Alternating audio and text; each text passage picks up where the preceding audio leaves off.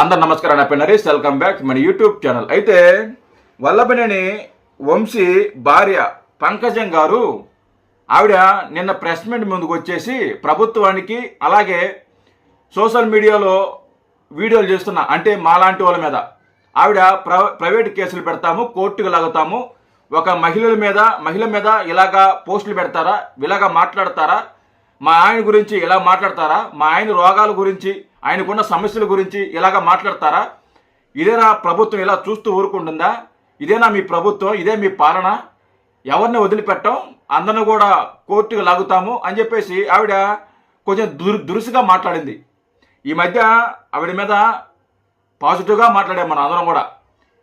ఆవిడతో అసభ్యంగా మాట్లాడలేదు, ఆవిడని కించపరిచే విధంగా మాట్లాడలేదు. ఆవిడ ఎప్పుడు బయటకు రాని ఒక మహిళ కూడా వాళ్ళ ఆయన కోసం వచ్చింది, వాడు చేసిన తప్పుల వల్ల వాళ్ళ ఇంట్లో వాళ్ళు మహిళలు బయటకు రావాల్సి వస్తుంది అని చెప్పేసి మనం కూడా పంకజం గారికి సపోర్ట్గానే మాట్లాడాం.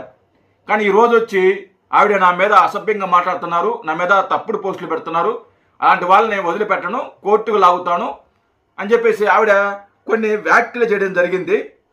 ఒకసారి ఆవిడ ఏం మాట్లాడిందో మీకు వినిపిస్తాను, ఈవిడికి గట్టిగానే సమాధానం చెబుతాం. ఎందుకంటే ఈ మధ్య మనం సరేలే పోనీలు అని చెప్పి ఆవిడ పద్ధతిగా మాట్లాడింది కాబట్టి మనం కూడా పద్ధతిగా మాట్లాడాం. ఆవిడ తిక్కగా మాట్లాడితే మనం కూడా తిక్కగా మాట్లాడతాం, ఆవిడ తిక్కగా మాట్లాడితే మనం కూడా తిక్కగా మాట్లాడతాం. సో ఆవిడ ఏం మాట్లాడింది ఒకసారి మీకు వినిపిస్తూ ఆవిడకి సమాధానం చెబుదాం. గవర్నమెంట్ చాలా స్ట్రిక్ట్ గా ఉన్నప్పుడు మరి నా మీద కూడా నేను ఫస్ట్ టైం వంశీ గారిని అరెస్ట్ చేశారని బయటికి రావాల్సి. ఇదే మాట భువనేశ్వరి గారు కూడా ఫస్ట్ టైము బయటకు వచ్చింది. ఎప్పుడు చంద్రబాబు నాయుడు గారు అరెస్ట్ చేసినప్పుడు, భువనేశ్వరి గారు ఫస్ట్ టైం బయటకు వచ్చింది.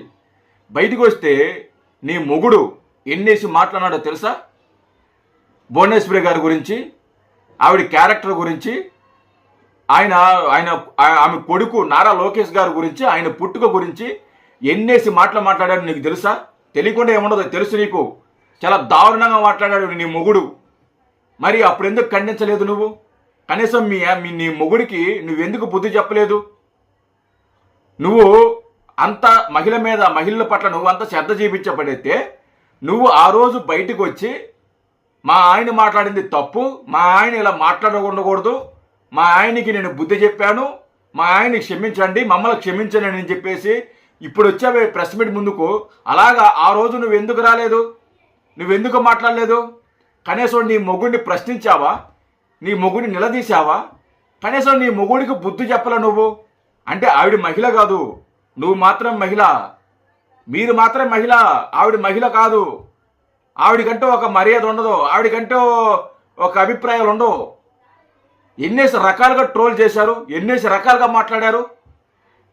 ముఖ్యంగా మీ మొగుడు ఇప్పుడు ఇంకా మాట్లాడుతుంది. That's the same thing I'm sharing with all the media. అలాంటప్పుడు మా మీద ఎలా సోషల్ మీడియాలో అబ్యూజివ్ గా ఎలా ట్రోల్ చేస్తారు, అబ్యూజివ్ వీడియోస్ ఎలా అప్లోడ్ చేస్తారు? It's very wrong. ఇదే మాట నువ్వు ఎందుకు చెప్పలేదు ఆ రోజున? ఇప్పుడు నీ మీద కూడా ఎవరో అసభ్యంగా మాట్లాడలా, నేను చూసినంత వరకు నీ మీద అసభ్యంగా ఎవ్వరు మాట్లాడలా, మంచిగానే మాట్లాడదు. మీరు ఏదైతే మాట్లాడదో దానికి కౌంటర్గా సమాధానం చెప్తూ మీ ఆయన మంచోడు కాదు, నువ్వు మనకంత మంచోడు కాదు, వాడు పెద్ద లోపరో, పెద్ద ఎదవ, పెద్ద సన్నాసి, పెద్ద పారంపోకు అని చెప్పేసి మీకు తెలియజేసే ప్రయత్నం చేశారు. అంతేగాని నిన్ను ఎక్కడ కూడా ఎవరు దురుసుగా మాట్లాడలేదు, అసభ్యంగా మాట్లాడలేదు, తప్పుడు పోస్టులు పెట్టలేదు. సరేనా? గుర్తుపెట్టుకో, మీ మొగుడు, మీ నాయకులు, మీ కార్యకర్తలు, మీ పార్టీకి సంబంధించిన కార్యకర్తలు భువనేశ్వరి గారి మీద ఇంకా చాలా మంది మహిళల మీద అసభ్యంగా మాట్లాడారు. ఆ రోజున బయటికి రావు. ఈ రోజున మీ మొగుడికి ఒక ఏదో అరెస్ట్ చేశారు, సో బయటకు వచ్చి మాట్లాడతావు. నీ ఇంట్లో ఏదైనా సమస్య అయితే బయటకు వచ్చి మాట్లాడతావు, ఏరే ఇంట్లో సమస్య అయితే మీరు మాట్లాడరు. అంటే లీగల్ గా వెళ్ళాలి కదా, వెళ్లకుండా ఎలా ఉంటాం? ఆయన సోషల్ మీడియా అలా చేయడం చాలా తప్పు కదా. అంటే ఒక పార్టీకి సంబంధించిన వాళ్ళు మాత్రమే ప్రొటెక్ట్ అవ్వాలి, ఇంకా అదర్ సైడ్ పార్టీ వాళ్ళు విమెన్ కాదా? అదే మేము కూడా అదే అంటున్నాం. అదర్ సైడ్ ఉన్న పార్టీ ఉమ్మని కాదా? అప్పుడు మీరు అధికారంలో ఉన్నప్పుడు, నీ మొగుడు అధికారంలో ఉన్నప్పుడు, నీ మొగుడు ఎమ్మెల్యే ఉన్నప్పుడు భువనేశ్వరి గారిని ఎన్నేసి మాట్లాడినాడు. ఎన్నేసి మాట్లాడినాడు. అప్పుడు ఎందుకు మీ మొగుడి మీద చర్యలు తీసుకోలేదు? నువ్వు క్వశ్చన్ చేశావా వైసీపీ ప్రభుత్వాన్ని ఆ రోజున? ఆ రోజు నువ్వు ప్రభుత్వాన్ని క్వశ్చన్ చేశావా? భువనేశ్వరి గారి శీలం మీద శంకిస్తూ మాట్లాడాను నీ మొగుడు.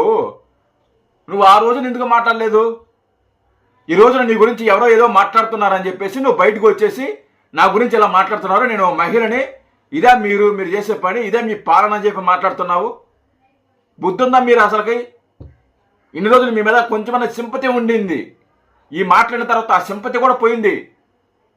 నువ్వు కూడా వైసీపీ లాగా కలిసిపోయావు. నువ్వు వాళ్ళ ఐడియాలజీ వాళ్ళ ఆలోచనలు నీకు బాగా ఎక్కేశాయి. ఏం మాట్లాడుతున్నారు పంకజం గారు మీరు? కూడా చేయొచ్చా? దయచేసి సోషల్ మీడియాలో ట్రోల్స్ ఆపండి, లేకపోతే మేము ప్రైవేట్ గా ఆల్ విల్ బి స్యూడ్. పెట్టు, ప్రైవేట్ కేసులు ఎన్ని పెడతా పెట్టు, మేము కూడా చూసుకుంటాం.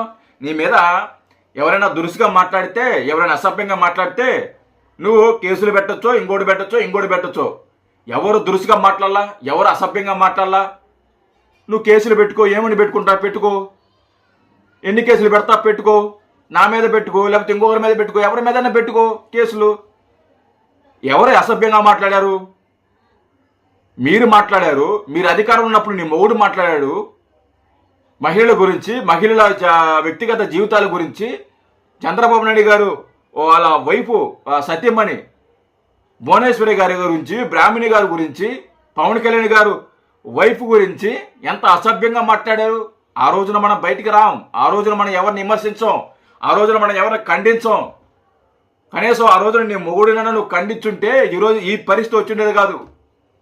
మీ ఆయన్ని ఆ రోజు నువ్వు ఖండించుంటే, లేదా నువ్వు నీ మొగుడు కలిసి ప్రెస్ మీట్ పెట్టి భువనేశ్వరి గారిని మా ఆయన తప్పు తెలియక అనేశాడు, నోరు జారి అనేశాడు అని చెప్పేసి ప్రెస్ మీట్ పెట్టి మీరిద్దరూ ఒక క్షమాపణ చెప్పుంటే ఈ రోజున ఇంత దాకా వచ్చిండేది కాదు.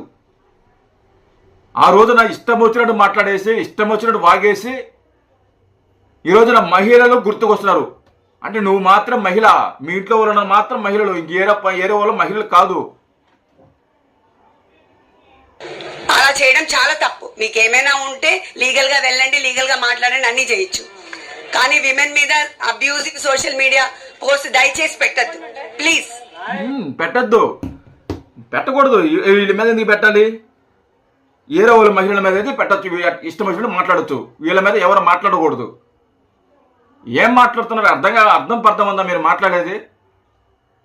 మీరు చెప్పారు మా ఆయనకి చాలా రోగాలు ఉన్నాయి, ఆయన పరిస్థితి బాగలేదు, ఆయనకి ఆరోగ్య సమస్యలు ఉన్నాయి అని చెప్పేసి మీరే చెప్పారు. దాన్ని ప్రజలకు వివరించాము మేము.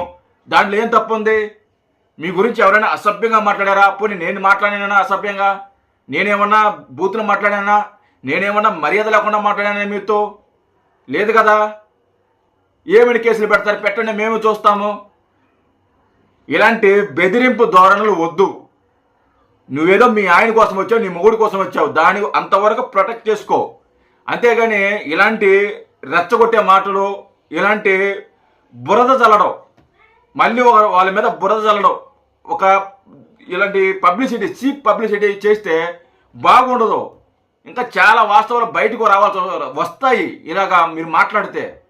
సో మీరు పద్ధతిగా మాట్లాడండి, మీ ఆయన గురించి మాట్లాడండి, మీ ఆయనకు ఏమైనా సమస్యలు ఉంటే వాటి గురించి మాట్లాడుకోండి. అంతేగాని ఇలాంటి వైసీపీ వాళ్ళు మాట్లాడుతున్న చిల్లరగా మీరు మాట్లాడొద్దు. ఎందుకంటే మీరు ఎప్పుడు బయటకు వచ్చింది లేదు, నేను ఇప్పుడే చూస్తున్నా, మిమ్మల్ని ఫస్ట్ టైం చూస్తున్నా. సో మీ మీద గౌరవంతో చెప్తున్నా, ఇలాంటి చిల్లర మాటలు మాట్లాడొద్దు. వాళ్ళెవరో చెప్పారు, వాళ్ళెవరో మాట్లాడమంటే మాట్లాడాను, ఇలాంటివి వద్దు. మీకంటూ ఒక అభిప్రాయం ఉంటుంది, మీకంటూ వ్యక్తిగతంగా ఒక ఆలోచన ఉంటుంది. దానికి తగ్గట్టు మాట్లాడితే బాగుంటుంది. జై హింద్.